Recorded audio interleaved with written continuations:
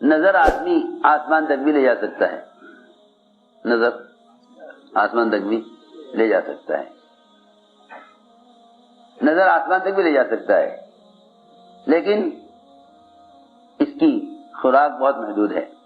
میں عرض کرنا چاہتا ہوں، جتنی انسان کی ضرورت ہے، اگر انسان کی نظر اپنی ضرورت کی حد تک محدود رہے تو پھر یہ حرام میں مبتلا نہیں ہوگا۔ جب اس کی نظر ضرورت کی حد سے گزرے گی اور اس کی نظر ضرورت کی حد سے تجاوز کرے گی تو پھر یقینی طور پر یہ حرام میں پڑ جائے گا۔ میں عرض کرتا ہوں، حدیث میں بڑی اچھی مثال دی ہے، بڑی اچھی مثال دی حدیث میں کہ مومن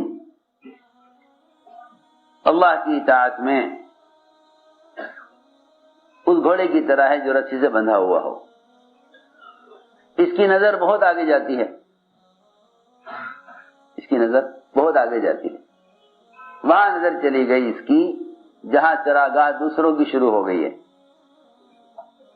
جہاں چراگاہ دوسروں کی شروع ہو گئی، اس نے طے کر لیا مجھے وہاں پہنچنا ہے، حالانکہ وہ چراگاہ اس کی نہیں ہے۔ جب یہ حد پر پہنچے گا اور وہاں سے اگلی چراگاہ شروع ہوگی تو مالک نے اس کی رسی کو اتنا ہی رکھا ہے جتنی اس کی اپنی چراگاہ ہے۔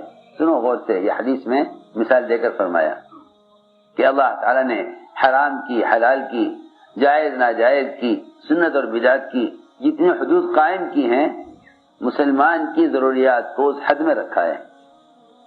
جب یہ اپنی ضرورت میں اس کی نظر ضرورت سے آگے بڑھ جائے گی، اس کی نظر ضرورت سے آگے بڑھ جائے گی تو اس کی نظر دوسروں کی چراگاہ پر پڑ جائے گی، پھر یہ کوشش کرے گا کسی طرح وہاں تک پہنچ جاؤں کماتے کماتے۔ لوگ کمائی کے نقشوں میں مالدار بننے کی کوشش کرتے ہیں، لوگ کمائی کے نقشوں میں مالدار بننے کی کوشش کرتے ہیں، اس کوشش کی وجہ سے حرام داخل ہوتا ہے۔ یہاں تک فرمایا حضور اکرم صلی اللہ علیہ وسلم نے کہ اگر کوئی شخص مالدار بننے کے لیے بھی اپنے مال کو بڑھانے کے لیے بھی اور مالدار کی فہرست میں آنے کے لیے اگر کوئی شخص حلال طیب بغیر سود کے، بغیر جھوٹ کے، بغیر غبن کے، بغیر دھوکے کے، بغیر ملاوٹ کے، بغیر نماز چھوڑے، بغیر کوئی حکم توڑے حلال روزی کمائے اپنے مال کو بڑھانے کے لیے، مالدار کی فہرست میں آنے کے لیے، اس سب کے باوجود بھی اللہ سے قیامت میں اس حال میں ملے گا کہ اللہ اس سے سخت ناراض ہوں گے، اللہ اس سے سخت ناراض ہوں گے۔ کیسی اچھی عجیب حدیث ہے، اللہ اس سے سخت ناراض ہوں گے۔ حلال کما رہا ہے بغیر کسی غبن کے، بغیر کسی سود کے، بغیر کسی جھوٹ کے، بغیر کسی ملاوٹ کے، نمازیں بھی پوری پابندی سے پڑھ رہا ہے اور حلال کما رہا ہے، اس کے باوجود بھی اللہ تعالی سے اس حال میں ملے گا کہ اللہ اس سے سخت ناراض ہوں گے، اللہ اس سے سخت ناراض ہوں گے۔ کیوں؟ اس لیے کہ کمانے کا جو ارادہ ہے وہ ضرورت سے زیادہ ہے۔ میں کچھ ضروری بات عرض کر رہا ہوں، جب اس کی نظر اپنی ضرورت سے آگے بڑھ جائے گی تو پھر یہ اللہ کی ناراضگی میں پڑ جائے گا۔ اسی حدیث کا اگلا حصہ یہ ہے کہ جو آدمی حلال کمائے نماز کی پابندی کرتے ہوئے، بغیر سود کے، بغیر جھوٹ کے، بغیر غبن کے حلال کمائے اور اس کے کمانے کا مقصد صرف اپنی اور گھر والوں کی ضرورت کا پورا کرنا ہے، کمانے کا مقصد صرف اپنے گھر والوں کی ضرورت کا پورا کرنا ہے، تو یہ اللہ سے اس حال میں ملے گا کہ اس کا چہرہ چاند کی طرح چمک رہا ہوگا، حالانکہ دونوں کما رہے، دونوں کما رہے، دونوں حلال کما رہے، دونوں حلال کما رہے ہیں، مگر ایک کی نیت کمانے میں مالدار بننے کی ہے، ایک کی نیت کمانے میں مالدار بننے کی ہے، دوسرے کی نیت کمانے میں ضرورت کا پورا کرنا ہے۔ دونوں کا فرق دیکھو، حالانکہ دونوں حلال کما رہے ہیں۔ یہ مت سمجھنا کہ بس حلال کمانے سے کامیاب ہو جائیں گے، یہ نہیں۔ جس طرح نماز میں نیت دیکھی جائے گی کہ نماز میں تمہاری کیا نیت ہے، اسی طرح یہ بھی دیکھا جائے گا کہ تجارت میں تمہاری کیا نیت ہے۔ جی ہاں، انما الاعمال بالنیات کا مطلب صرف عبادات کے اعمال کے لیے حدیث نہیں ہے، صرف عبادات کے لیے حدیث نہیں ہے۔ یہ دیکھا جائے گا تمہاری اس طرح عبادت میں نیت ہے، تجارت میں کیا نیت ہے، تجارت میں کیا نیت ہے۔ ہم نے عرض کیا کہ جب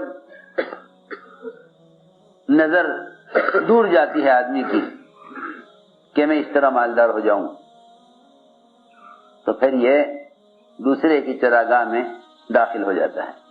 پکی بات ہے، خوب اندازہ کیا ہم نے کہ جو لوگ مال کو بڑھانا چاہتے ہیں یا مالداروں کی فہرست میں آنا چاہتے ہیں، وہ مجبور ہوتے ہیں اپنی کمائی کے نقشوں میں حرام داخل کرنے پر، وہ مجبور ہوتے ہیں، کیا کریں، اس کے بغیر یہ نہیں ہو سکتا۔ ورنہ خدا کی قسم آدمی ضرورت کے لیے حلال روزی آسانی سے حاصل کر سکتا ہے۔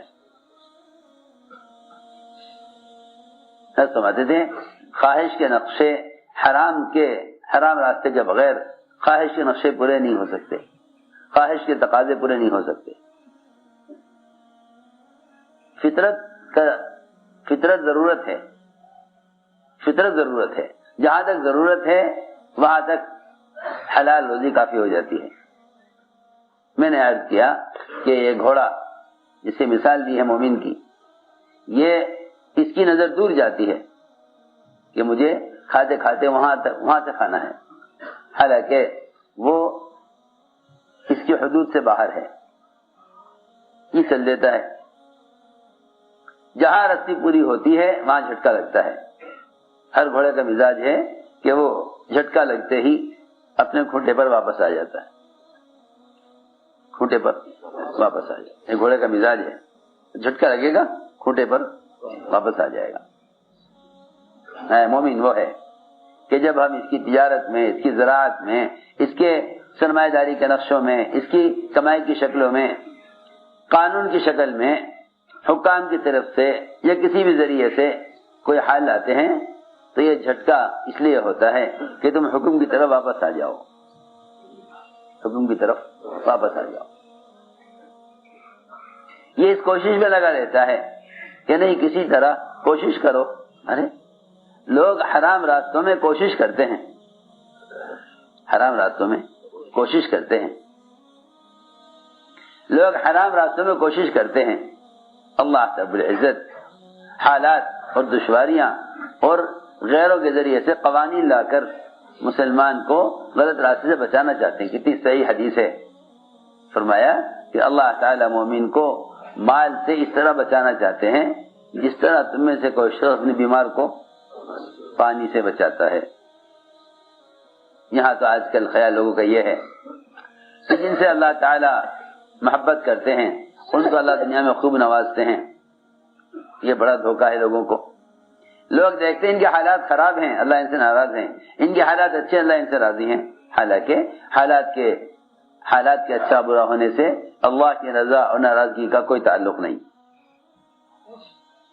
صحابہ کا فقر و فاقہ اور اللہ کے ساتھ رضا، اور اللہ کے دشمنوں کے مال و اسباب اور اللہ کی ان سے ناراضگی۔ تو ہم نے عرض کیا کہ یہ دو حدیثیں ایسی ہیں کہ اس سے مومن اور کافر کا فرق معلوم ہوتا ہے۔ ایک روایت تو یہ ہے جس میں اللہ تعالی مومن کے کاروبار میں، اس کی زراعت اور اس کی سرمایہ داری میں ناکامیاں لا کر، جھٹکے لا کر اس کو راستے کی طرف لانا چاہتے ہیں۔ دوسری بات یہ ہے کہ جب اس سے کوئی گناہ ہوگا جب اس سے کوئی گناہ ہوگا تو گناہ عضو سے ہوگا، گناہ اس کے کسی عضو سے ہوگا، گناہ اس کے کسی عضو سے ہوگا، یا آنکھ سے یا پیر سے یا ہاتھ سے یا شرمگاہ سے۔ جب اس کے گناہ کا تعلق صرف انسان کے اعضاء سے ہے، جب گناہ کا تعلق انسان کے اعضاء سے ہے